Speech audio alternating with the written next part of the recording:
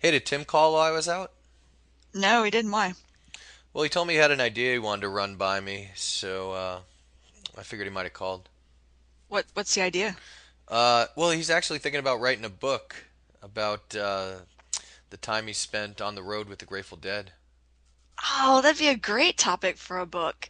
Whenever you speak to me about the Grateful Dead, I'm all ears.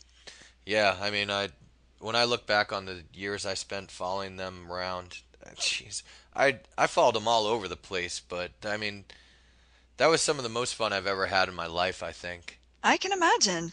I mean, first off, they're my favorite band. Right. And second, the other thing that really drew me to the scene was the fact that there was just this traveling group of people that followed them everywhere. It was like almost like a bazaar, sort of, you Mm-hmm. know? Mm-hmm. Well, And it's definitely a subculture of America. oh yeah, yeah. I mean, some people even called it a cult, you know? And it was so unique at the time, because there really wasn't anything else like it. I mean, you had all these hippies driving around, following the band from city to city, and you know, y- when you're on the road driving from one place to the next, you'd see the same people, you'd see the same cars, all these VW buses driving, and you know, people supported themselves uh, by selling things in the parking lots at the concerts. Mm-hmm. Like a lot of people would like make jewelry and sell it. A lot of people would sell clothes that they made. Another favorite amongst people was to just uh, sell beer or to make food. And that's what I actually did a lot of the times. I'd make sandwiches or I'd sell beer in order to help, defray the cost of the tickets. Uh-huh. Because it could get a little expensive. Right. But, the other strange thing is that you'd have this, like, large circus traveling essentially following the band. And there was all these, like, hippies, people with, like, really long hair and beards and, like, really sometimes like people who hadn't like showered for days because they were just traveling with around Yeah. following the band. Yeah. Because especially during the summer, you just stay at campgrounds. So you'd camp and they might not have a shower. I Right. remember like so many times washing my hair like under a faucet in a sink of a bathroom, or under a hose somewhere, and having someone help me because I had the long hair. Oh man. And the other thing is you travel around and sometimes be driving through these really small conservative towns, and you could just imagine what it must have been like from their standpoint. I mean, they see these people who don't look anything like them. I mean, they're Right. all clean cut looking, these people who live in this town, and then you have this pack of like looks like bohemian gypsies traveling Uh-huh. through town, Yeah, you that's a good know. description. So, a lot of the times the cops in the town would hassle you, Oh, I'm for no sure. good reason, you know. Yeah. I think that they would just suddenly jump to conclusions about, what you were doing because you looked different than them. They were totally like judging the book by its cover. Right. So, yeah, but oh my gosh, when I look back on those times, I just met so many people. I mean, sometimes I would meet somebody in like say the middle of the country, like Kansas, right? Uh-huh. And then like a year or two later, I'd be say in Seattle, and I'd run into the same people, the same Oh my person. God, it's such a small world, huh? Yeah, I know. But that was another great thing. Like I met so many people and became such good friends with so many of those people. There's some of these people are like my closest friends to this day, like Tim, you know? Yeah. So it was really something that it was like a community, you I was gonna know? say too, it sounds like it was a very bonding experience. Oh yeah, totally. Like it's funny if you're a deadhead and you meet another deadhead, it's like there's this like almost hidden language that you speak. You know, it's crazy, and the fans were such rabid fans. I mean, a lot of deadheads, the only music they would listen to was the music of the Grateful Dead. Wow. I could see why people would think that was a bit cultish. Yeah, totally. Well, do you think that Tim will actually follow through with writing this book? I don't know. Your guess is as good as mine. He can be a flake sometimes. Yeah, I know. Hi, this is Kristen Dodd. Hello, and welcome to the Point of View stories for Grateful Dead. Today we will hear the story from the mini story lesson, Grateful Dead, and we will tell it from different points of view. In each story, either the time will change or the person telling the story will change. So let's start by telling the story as if it is happening right now or in the present. Alright, let's start. Jacob has really long purple hair. His hair is 10 feet long. Jacob has a dolphin named Donna. Jacob and Donna like to race cars. I'm going to travel around Italy.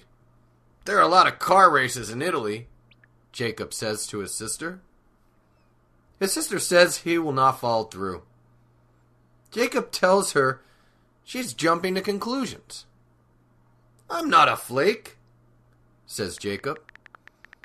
So Jacob and Donna go to Italy, and they go to a car race. A race car driver looks at Jacob.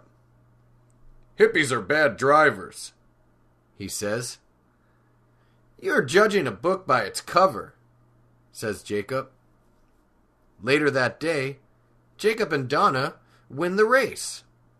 It's a bonding experience. When Jacob looks back on the race, it makes him smile. Okay, so that's the end of the story being told as if it is happening right now. Now let's hear the story as if it happened 3 years ago. So let's start. 3 years ago, Jacob had really long purple hair. His hair was 10 feet long. Jacob had a dolphin named Donna. Jacob and Donna liked to race cars. I'm going to travel around Italy. There are a lot of car races in Italy, Jacob said to his sister. His sister said he would not follow through. Jacob told her she was jumping to conclusions. I'm not a flake, said Jacob. So Jacob and Donna went to Italy, and they went to a car race. A race car driver looked at Jacob. Hippies are bad drivers, he said. You are judging a book by its cover, said Jacob. Later that day, Jacob and Donna won the race. It was a bonding experience. When Jacob looked back on the race, it made him smile. Okay, so that is the story as if it already happened. Now let's hear the story as if it will happen in the future. So we will think of the story happening, say, 2 years from now. Okay. 2 years from now, Jake is going to have really long purple hair. His hair will be 10 feet long. Jacob will have a dolphin named Donna. Jacob and Donna will like to race cars. I'm going to travel around Italy. There are a lot of car races in Italy, Jacob will say to his sister. His sister will say he will not follow through. Jacob's going to tell her that she is jumping to conclusions. Jacob will say, I am not a flake. So Jacob and Donna will go to Italy, and they will go to a car race. A race car driver will look at Jacob. Hippies are bad drivers, he'll say. Then Jacob will say, You are judging a book by its cover. Later that day, Jacob and Donna will win the race. It's going to be a bonding experience. When Jacob looks back on the race, it'll make him smile. Okay, so that's the end of this version of the story, where we talk about the events that are going to happen, or events that will happen. As I pointed out before, you can see that we sometimes will combine words when speaking. For example, he will say will be shortened to he'll say. You say the he and the will are combined. All right, now let's hear the story from Jacob's point of view. So in this version, Jacob is actually telling the story. Here goes. I used to have really long purple hair. My hair was 10 feet long. I used to have a dolphin named Donna. Donna and I liked to race cars. I'm going to travel around Italy. There are a lot of car races in Italy, I said to my sister. My sister said I would not follow through. I told her she was jumping to conclusions. I'm not a flake, I said. So Donna and I went to Italy, and we went to a car race. A race car driver looked at me. Hippies are bad drivers, he said. You are judging a book by its cover, I said. Later that day, Donna and I won the race. It was a bonding experience. When I looked back on the race, it made me smile. All right, so that's the end of the point of view stories for the lesson